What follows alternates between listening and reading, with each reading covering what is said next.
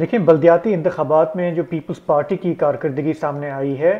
وہ حیران کن اس لیے ہے کہ یہاں پر کراچی میں عمومی تاثر یہ ہے کہ پیپلز پارٹی نے ڈیلیور نہیں کیا اپنے 15 سالہ دور میں۔ کراچی کے جو مسائل ہیں انفراسٹرکچر کے، پانی کے، ٹریفک کے، کچرے کے، وہ بظاہر بڑھتے گئے ہیں، لیکن ان بلدیاتی انتخابات میں ہم نے دیکھا کہ پارٹی دراصل کئی علاقے ایسے ہیں جہاں پر وہ کام کر رہی ہے، جہاں پہ لوگوں نے اس پر اعتماد کیا۔ پیپلز پارٹی کی جو جیت ہے وہ آپ سمجھیں کہ بتدریج آہستہ آہستہ حالیہ برسوں میں کراچی میں بڑھتی گئی ہے، لیکن جو زیادہ سمجھیں کہ اپسیٹ ہوا نظر آیا ہمیں وہ پی ٹی آئی کا تھا کہ پی ٹی آئی کو پچھلے جو عام انتخابات تھے 2013 کے، 18 کے، خاص کر کے 18 کے، اس میں کراچی والوں نے بڑھ چڑھ کر ووٹ دیے، انہوں نے عمران خان پر اعتماد کیا، لیکن ہم نے دیکھا کہ جب عمران خان وزیر اعظم تھے، ان کی پارٹی اقتدار میں تھی وفاق میں، تو انہوں نے پلٹ کے کراچی کی خبر نہیں لی، جس سے نظر یہ آتا ہے کہ کراچی والوں کا پی ٹی آئی پر جو اعتماد ہے وہ مجروح ہوا۔ جو بڑی ونر کے طور پر ابھری ہے اس الیکشن میں وہ جماعت اسلامی پارٹی ہے، جس نے سمجھیں کہ تقریباً 2 دہائیوں بعد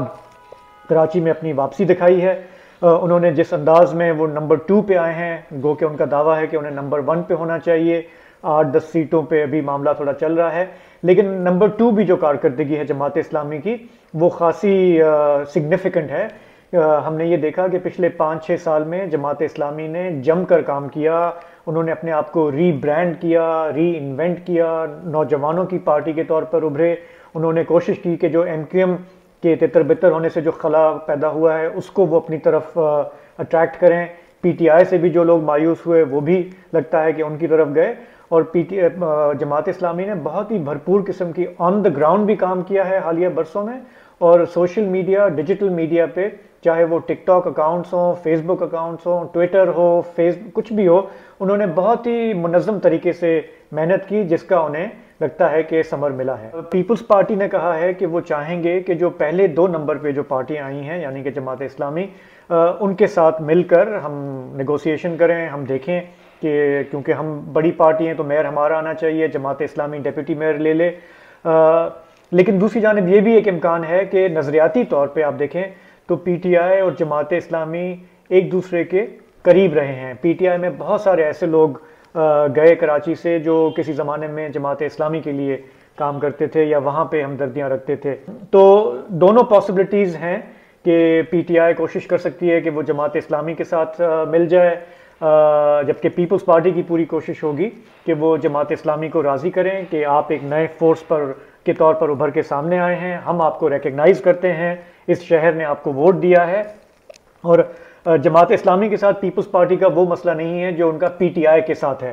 تو دونوں پاسبلٹیز اس وقت ہیں کہ پیپلز پارٹی جماعت اسلامی مل کے بلدیاتی نظام چلائیں۔ اس کا ایک فائدہ یہ ہوگا کیونکہ سندھ گورنمنٹ پیپلز پارٹی کی ہے تو جماعت اسلامی کو نسبتاً آسانی بھی ہوگی، اور جو ویسے انہیں مشکلات آئیں گی اگر وہ پی ٹی آئی کے ساتھ مل کے چلاتے ہیں بلدیاتی نظام، تو ہمیں پتہ ہے کہ جو صوبے اور جو نچلی سطح تک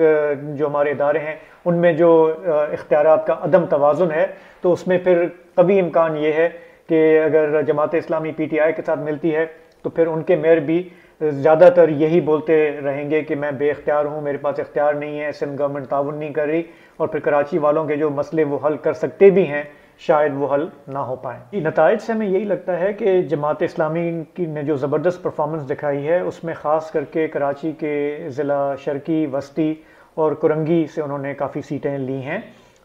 جس سے یہ تاثر ملتا ہے کہ کیونکہ ان علاقوں میں ماضی میں ایم کیو ایم زیادہ مضبوط رہی ہے، اس کے بعد ہم نے دیکھا پی ٹی آئی بھی مضبوط رہی ہے، کہ چونکہ ایم کیو ایم نے بائیکاٹ کیا اس کا فائدہ جماعت اسلامی کو ہوا، اور پھر جو لوگ پی ٹی آئی سے بھی بدظن تھے انہوں نے پھر جماعت اسلامی کو ترجیح دی بنسبت پیپلز پارٹی کے۔ ان بلدیاتی انتخابات میں ہم نے دیکھا کہ کراچی کے جو نتائج ہیں اس میں کافی تاخیر ہوئی، مطلب حیدرآباد اور ٹھٹہ کے نتیجے پھر بھی پہلے آ گئے،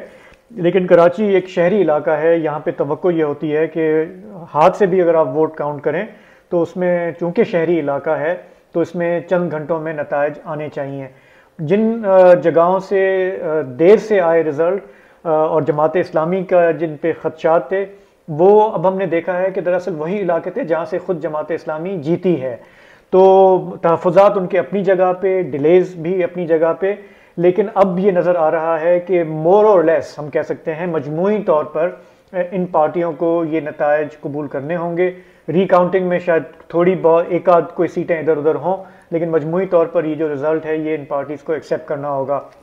جو ڈیلے کا معاملہ ہے، اور جس طرح ظاہر ہے کہ ہم میڈیا پہ بھی ہم اس پہ نظر رکھتے ہیں، اس کو اٹھاتے ہیں، اچھالتے بھی ہیں، اس سے ظاہر ہے کہ عوام تھوڑا بدظن ہوتے ہیں۔ وہ یہ سمجھتے ہیں کہ ہم نے جس طرح 2018 کے انتخابات دیکھے، اور اگر انتخابی عمل جو ہے وہ شفاف نہ ہو تو لوگوں کو یہ ہوتا ہے کہ ہم باہر کیوں نکلیں، ہم کیوں ووٹ دیں اگر فیصلے کسی اور نے کرنے ہیں۔ لیکن مسئلہ صرف یہ ہے کہ ہمارا جو الیکشن کمیشن ہے، ہماری جو مشینری ہے، اس میں ضرور انیفیشنسیز ہیں، بے ضابطگیاں بھی ہیں، اور یہ ایکسرسائز جو ہے اس میں ہم وہ مہارت نہیں رکھتے جو ہمیں رکھنی چاہیے۔ لیکن اس سے یہ نتیجہ نکالنا کہ یہ کوئی منظم دھاندلی ہے، یہ تھوڑا سا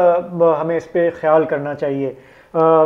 ہمیں یہ انشور کرنا چاہیے کہ ہم اس ایکسرسائز سے سیکھیں، اور جب بھی ہمارے صوبائی اسمبلی کے، قومی اسمبلی کے انتخابات ہوتے ہیں اس میں ہم بہتر کارکردگی دکھائیں، ہمارا الیکشن کمیشن زیادہ منظم ہو، ان کا جو سٹاف ہے وہ ٹرینڈ ہو، یہ شکایتیں نہ ملیں کہ پولنگ ٹائم پہ شروع نہیں ہوئی، سٹاف کے پاس سامان نہیں تھا، جو سیلز ہیں بیلٹ باکسز کی وہ صحیح سے نہیں تھی۔ یہ سب جو ہیں یہ وہ معاملات ہیں جس پر الیکشن کمیشن کام کر کے توجہ دے کے ان کو بہتر کر سکتا ہے، تاکہ لوگوں کا اعتماد الیکشن کے عمل پر بحال ہو۔